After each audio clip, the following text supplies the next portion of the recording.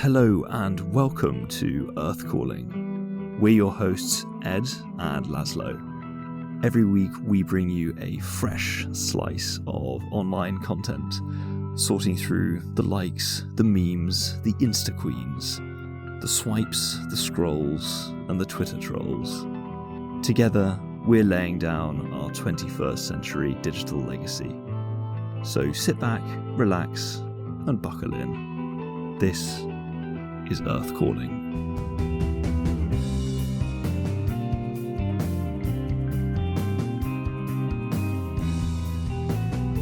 Hello and welcome to the very special 25th Silver Jubilee special of that was going God. well. What is that? This is a sort of Catalonian goat farmer or something. No, because I received good feedback about the Spanish accent, so I wanted to, start this episode with a bit of, my strengths as opposed to my weaknesses. Right, guys, sorry. Perfect. Well, actually, you got a lot of good feedback about your Nadal, to be fair, TBF. Well, exactly. Yeah. Exactly. Yeah. And that wasn't actually Nadal. That was kind of Nadal's trainer, his disillusioned trainer who's stuck in Mallorca, never got taken on the big tours. Never made it to Roland Garros or to the Philippe Chatrier, or indeed Roland Garros.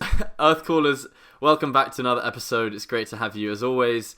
Today is a very special occasion because it's our 25th ever episode, and if you remember on the 23rd episode I kind of introduced it as though 23 might be a milestone, but since it was not, we've left it for today. I've been waiting with bated breath until the 25th episode, counting down the days, and here we are, but 2 weeks later. What a fantastically consistent release schedule, might I just say. And here we are. I actually received some feedback from one of our longest term listeners the other day who said that as he tucked into episode 23, I find myself sitting here realising that I've listened to you and Lazlo for a cumulative 11 and a half hours of my life. And that's the sort of feedback we like to see. He didn't sort of say whether he was happy or sad about that fact, but it's not more just left it out there. Yeah, tiny bit passive aggressive if anything. It's nice to. You've stolen this time from me. I'm curious to know how many of our listeners have had dreams where at some point we have featured in an audio format. Yes, exactly. Where our voices have permeated into the slumber. Let us know in those DMs. Yes, it was still pretty empty. But I also got some feedback from some listeners the other day who said that they were lying in bed together listening to Earth Calling. This is a couple. And they pointed out that they had to turn off the podcast because they thought it was a bit weird to fall asleep to our voices. A bit like sort of eating cheese or chocolate before going to sleep. I shudder to think what sort of dreams you would have after an episode of Earth Calling. Especially after the intro I gave today. But we digress. We do indeed. And today we have decided to look at one of the more rogue video platforms available to us, which is of course the random video chat internet website Chatroulette. I didn't mean to sound like a 73-year-old. We've decided to look at one of these internet sites, internet website, and it's a website for video chatography. And anyway, so Ed and I have been basically flicking through the many random total strangers available to us on the internet, and we have some funny anecdotes to share with you today, I believe. Absolutely. And just to recap for those who might be similarly to Lazlo's grandfather impression just now, if you're not familiar with Chatroulette, it is a website which pairs you with anyone across the world in a one-to-one video conversation, which is kind of terrifying, but also quite thrilling. And we'll go into the specifics of how we got on. As ever on Earth Calling, we dived into it on behalf of our listeners to share with you and go where you don't have to go so that we can bring back the goods to explain them to you. But in terms of our founding story time with Ed, anybody who's in bed listening, hope you're having a lovely evening. So Chatroulette keep your hands to yourself. Sorry. Chatroulette was originally created not in San Francisco, not in Sweden, but in fact in Moscow, which I can see Lazlo licking his lips at the prospect of this one. I am absolutely delighted. This is akin to Edward on Nextdoor discovering that I had landed in Charleston for my community and giving him a wealth of material for accents. I will maybe segue later into... Anyway, Ed, we don't want to get carried away. but anyway, Chatroulette. Yes. Chatroulette website was created by a 17-year-old high school student in Moscow who is called Andrei Chernovsky. Ему было 17 лет, and he says that the concept for Chatroulette actually arose when he was having a discussion with a friend on Skype, and this was back in 2010 when Skype was still a thing, and he wrote the first version of Chatroulette in 2 days and 2 nights. All right, mate, okay, bit of a flex there. Sounds quite biblical. Yeah, exactly. I wrote Chatroulette. It just took me 2 days and 2 nights. I did not sleep or eat, and then afterwards I went to the village well and I prayed to the god. Well, no, and I think in this case he is the god. Yeah, true. And at the end of the second day, he beholden Chatroulette, and he saw that it was good, patting himself on the back there slightly. And on the third day, he rested, perhaps. Which is pretty impressive. So well done him. 2 days and 2 nights. Good to point out that he worked all evening. And he made this app and called it Chatroulette, having watched the film Deer Hunter, which is, of course, the 1978 classic set in the Vietnam War, in which the prisoners of war are forced to play Russian roulette with their pistols. Great film, Deer Hunter. I'm not sure if you remember or have seen it, but it's got a great Russian song in it, which is Katyusha. Are you familiar with...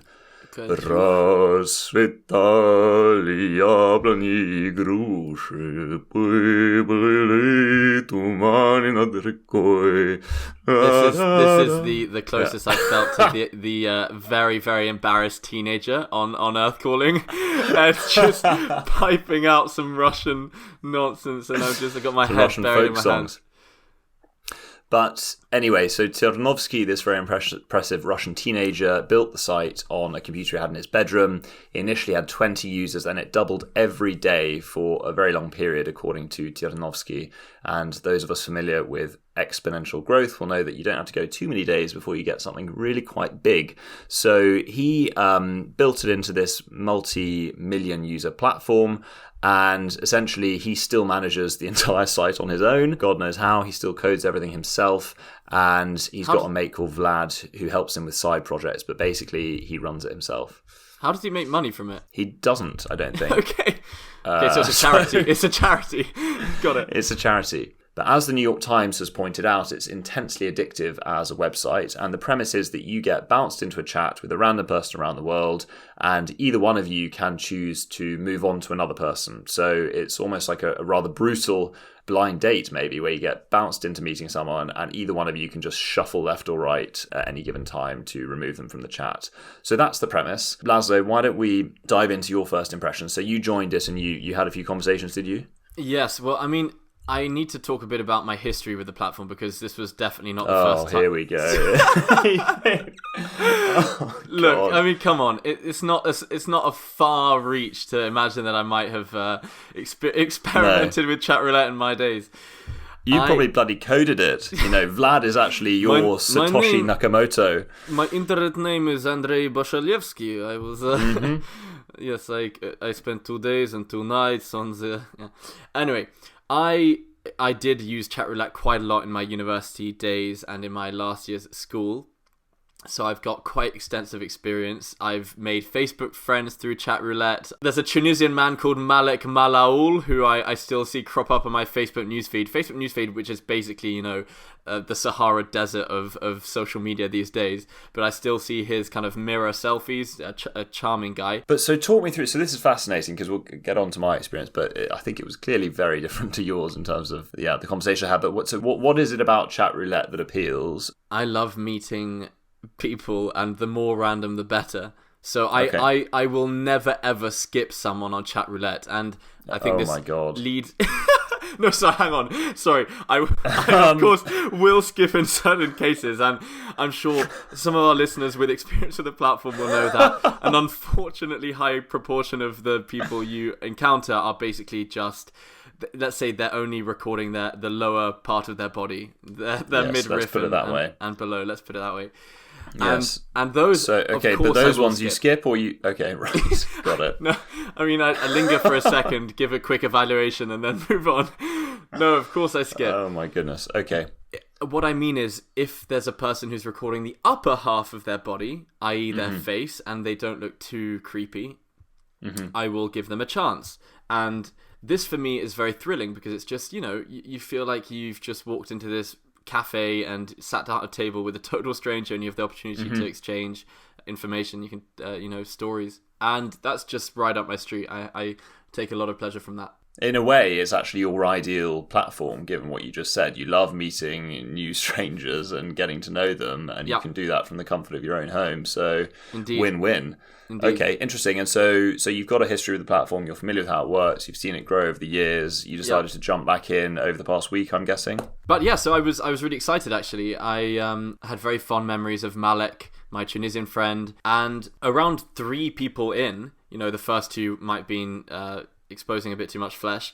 The third one in was this Russian lady who was really, really pleasant. We had around a 40-minute conversation, and obviously it was a 40-minute conversation. A very long conversation, yeah. Holy hell! Okay, great. So I'm so excited to hear Ed talk about it because I'm pretty sure Ed's gonna just have had a series of 30-second interactions where Ed's just kind of like, "Hi, my name's Edward. Yes, I work in the city." He doesn't actually work in the city. Yes, Ed. Ever heard of a meaningful conversation with a stranger? Anyway, so this Russian lady she was from a city called Rostov. Rostov-на-Дону, as it's known, or is it Na-Dnu? Rostov-на-Дону. Na-Dnu, точно, да. We had it in Russian. It was really interesting. We exchanged ideas about the world. She wants to travel to Europe as soon as possible after COVID. Very, very charming lady. We've since, in fact, connected on social media. Oh, so you're now connected on Instagram, and so you might keep in touch? Or... Indeed, yeah. She's really, really lovely, and also gave us permission to talk about her on the show. So if you're listening... I won't name your name, but if you're listening, привет! Спасибо за то, что ты сейчас слушаешь. If you're listening, not her real name, Olga. There we go. Oh, yes. Ed, you landed on exactly her name. Oh, I'm only kidding. Okay, yeah. It's a laugh a minute here.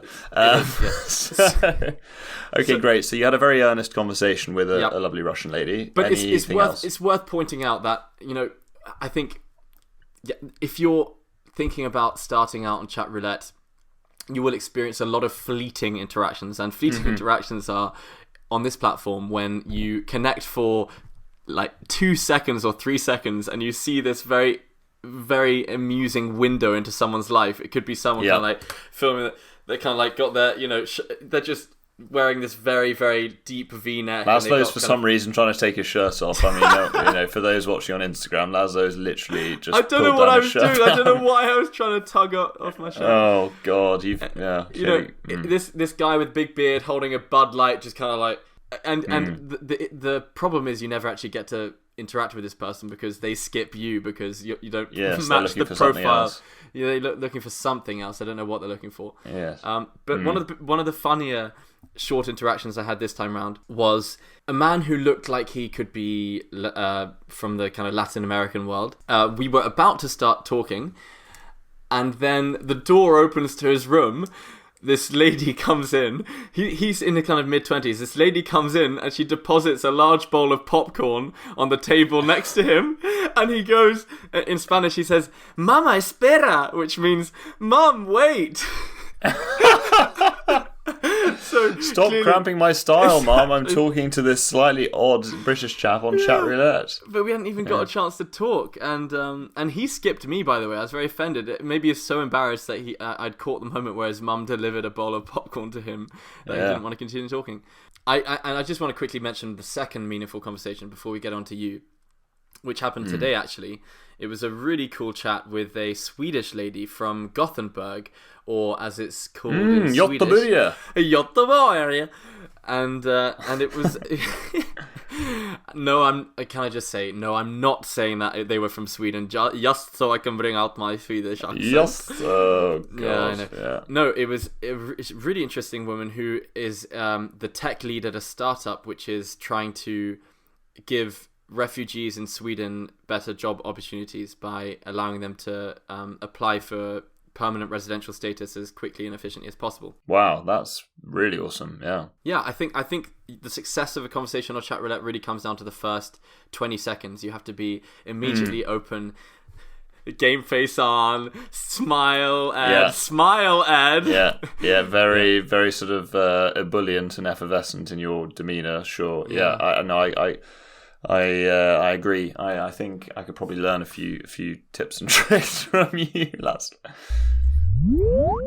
How did you find it, and what obstacles did you find to the meaningful side of the conversations? So I think I would preface my experience by saying that I am a relatively shy person as a rule, and the fact that I have a self-aggrandizing and self-promoting podcast perhaps gives our listeners the wrong impression of what my demeanour is like in real life, but I'm actually quite shy and introverted, and so I actually found the experience terrifying. Cue bloody violin music. All right, you got your sympathy. Move on.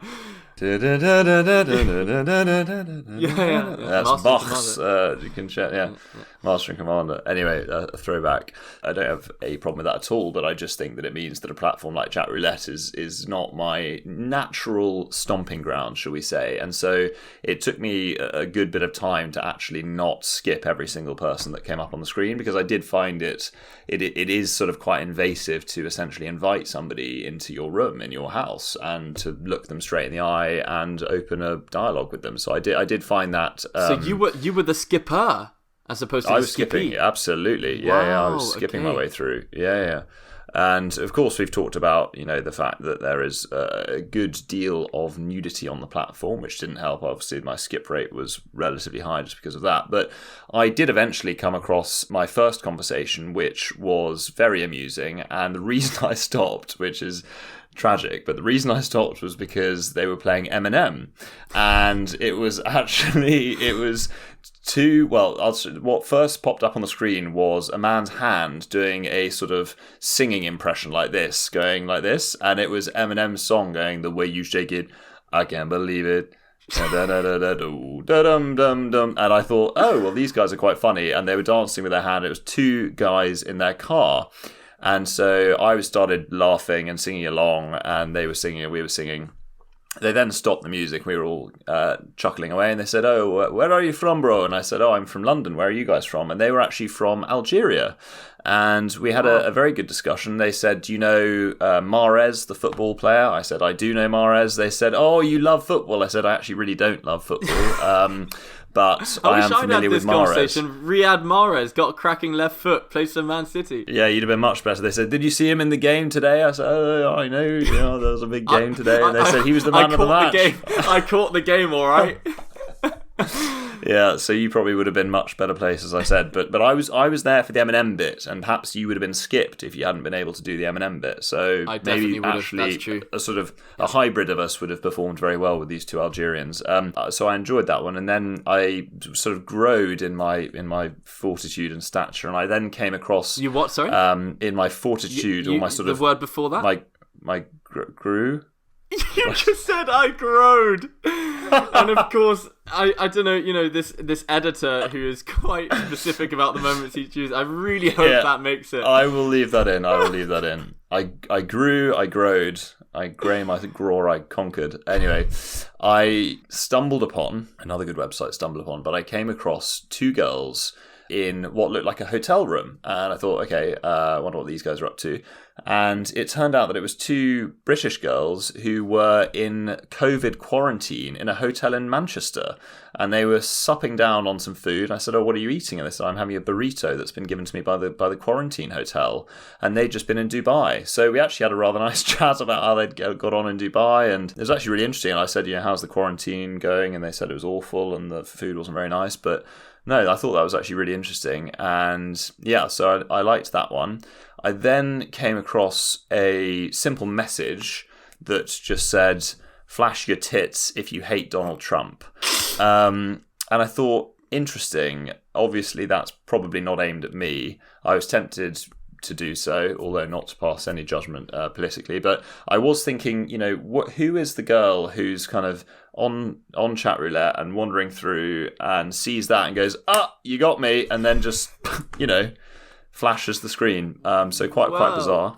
I think I encountered some candidates for that kind of behaviour, one of whom was a Russian lady dressed very extravagantly, singing to the camera in a kind of weird... Yeah. Laszlo's jiving from side to side again for anyone on video. And I think if I'd stayed on, but she skipped me, maybe I wasn't her target audience. I think she could definitely have, participated in that experiment. Interesting. But so I saw that message. I didn't take my top off. And then I came across a very strange room, which was entirely dark. So picture the scene. It was an entirely dark room, but lit, sort of backlit with very low psychedelic lighting, multicolored, low-level psychedelic lighting. And there was an eerie, foresty, shamanistic maybe music, earth piping and strange sounds coming. And if you looked closely, you could see this guy sort of slumped in the corner of this room, semi-conscious, kind of napping, it seemed. And then there was just this weird German voice overlaid over all of it. And I was sort of wondering whether it might have been you on a Saturday night, Lazlo. But no, perhaps even for you, that was a bit out there. But he looked like he was having a very relaxed time. I skipped him, actually. I don't think he would have been able to skip me. I feel like he probably just left it on auto because he didn't seem to be moving much. But he was alive because there was voice, a German voice kind of chatting to him. I'd be so curious to hear what he was saying, or get a German to translate what he was saying. Unfortunately, I was not able to decipher what he was saying. But I think I really hoped it was something like, remember that you can only live in one place, the present. Yeah, exactly. Forget about your worries in the past and your concerns about the future. The power of now. Yeah, I think it probably was something along those lines. #living my best life. But then perhaps the most amusing conversation I had was the final one, which was I sort of skipped through a few, and I was thinking maybe I should drop off the platform. But then I came across this guy who was wearing a very large cow-shaped hat on his head and had some very large headphones on, and I just thought you look hilarious, so it was worth having a chat. So I said, hey, how's it going? Kind of like the cow equivalent of the Pope. From the way you've described him, I imagine this kind of like papal hat. Yeah. Yes, exactly. So he was the papal equivalent of a cow, or the cow equivalent of a pope, and he was sitting there, and Pope Darius. Very good. Thank you. Yeah, and he was sitting there. I said, "Oh, hello there. How are you?" And he said, "Oh, I really like your voice." I said, "Oh, thank you. I actually make a podcast." I didn't say that. I said, "Oh, thank you very much." Wait, sorry. Hang on. How soon into the exchange did he declare that he liked your voice? Literally, I said, "Hello, how are you doing?" And he said, "I like the sound of your voice." Wow, you do make an impression, Ed. Yes, and I said, well, with that flattery, I think I shall stay and have a little discussion. But we then opened a little dialogue, and I said, oh, what's your story? And he said, oh, well, I'm actually from Turkey. Where are you from? And I said, I'm from London. And we got chatting, and he said, oh, I'm just chilling at home. I'm kind of bored because of the lockdown. And I said, oh, what do you do for a living? And he said, oh, well, and this is where things got a little bit awkward. He said, I'm actually a high school student in my penultimate year. I said, right. Ed starts furiously Googling, is it illegal to talk video chat with high school students?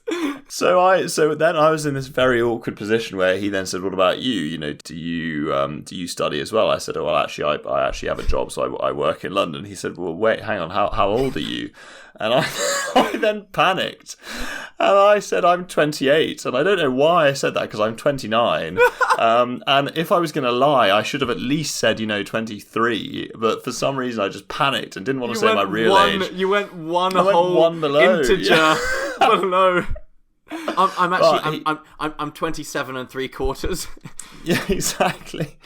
But I then said, I'm actually 28, and he goes, I thought you looked more like you were 23, 24. And I said, oh, stop it now. And no, I didn't say that because that would have been very creepy. So I then said, well, look, it's been lovely chatting, but I think I better get back to my work as a 29-year-old I better stop talking to minors, yeah. Yes. Well, he's not a minor. No, I think he was probably 17. Okay. So let me be clear. Yeah, let's be clear. Well, I just want to support what Mr. High School student was saying. Ed, you do have a very nice voice, a voice for podcasting and a face for radio. Yeah. Although actually, as we are now, as we are now actually sharing video clips from the podcast, yeah, it's sort of irrelevant because we have to show the beasts behind the audio. Exactly. But it was a fascinating journey, and I would encourage the courageous amongst our listeners to give it a look. But be advised that you will have quite an odd experience on there, but probably worth a little look. Who knows, you might make a Russian friend like Lazlo, or a Swedish friend, a Turkish friend like me. But anyway, Lazlo, I am absolutely riveted for this week's instalment of everybody's favourite segment. We have no idea if anybody even likes this segment, but why don't we hop into Lazlo's listicles? I've got bad news, guys. I've got very bad news, and it's funny. It's funny that you asked, whether or not people like this segment, but whether or not they like it, I'm afraid they're not going to get it this week. We're about to find out. Yeah, well, we're now going to get sort of a whole raft, hundreds of messages coming in saying, "Where's the bloody list?" So you haven't done our DMs might finally fill up because of the absence of Lazlo's listicles on this episode. I have to report that the team responsible for Lazlo's listicles, it's 6 strong. The team usually 3 of them, I'm afraid, have got COVID. One lady's on maternity leave. One guy just went AWOL, presumed drug addict. So look, I don't want to over. I think one question I've got is, what is this team that you've got running? I've assembled an international team of people. Crack team. With great experience in the field of listicles, ex-BuzzFeed employees, really talented bunch. We have great team events as well. Sorry, you've never gotten an invite, Ed, to those team events. But yeah, I'm afraid this week they have not done their job. Bad them. The segment will be back next week, or a new segment will be in its place. But we don't want to reveal too much. But there might be new ideas bubbling away in Earth Calling HQ, and that would of course mean brutally sacking the 6 people on the listicle team and making some new hires. Exactly. But yes, new ideas bubbling in the cauldron for sure. What might we have in store? Wormwood and Wolfsbane. Potter, turn to page 34. You'll see all of the ingredients listed there. One would have thought you might be slightly better at potions if you decided to actually read the manuscript in advance. Potter. That was really good. You did the way he kind of speeds up random when he's saying, of course, your father was just a good girl as his father. That wasn't, not so clear. It sounded like he was... got Tourette's or something. And by the way, we also would like to hear from you genuinely on our DMs on Instagram, because it's always nice to get a bit of validation and that you like what we're doing. But mainly, we also want ideas for A, platforms we could cover on our podcast, and B, little segments we could have, because the listicle needs to be refreshed, and we'd love to hear exactly what we could do. And on that bombshell, that concludes the episode. Thank you, Clarkson. That was Clarkson. One of the finest outros in the world. But thanks so much, as ever, for tuning in, everybody. Please do give us a like, a rating, and a review on Apple Podcasts. Do give us a follow and a download on Spotify, and head on over to our Instagram at earth_calling_pod, where you can find additional video clips and bonus content. Yes, thanks, Ed. And of course, I was trying to do Richard Hammond, but it's just hard Hamster, he's very hard to do. Yeah. He's very hard to do. Anyway, yes, thank you very much for tuning in again. Also, just tell your friends in person if you like it. Just slip it into conversation. Never hurt anyone. But please also join us next week when we have a really, really nice surprise for you, because without giving too much away, it will be the first ever guest on our podcast. And we're very, very excited. very excited about it. So get those rotten tomatoes ready. And not put them away, in fact. Prepare the nice fruit to serve to our guest. And do tune in for what is it's going to be a great, great session. In the meantime, have a great week. Earth out.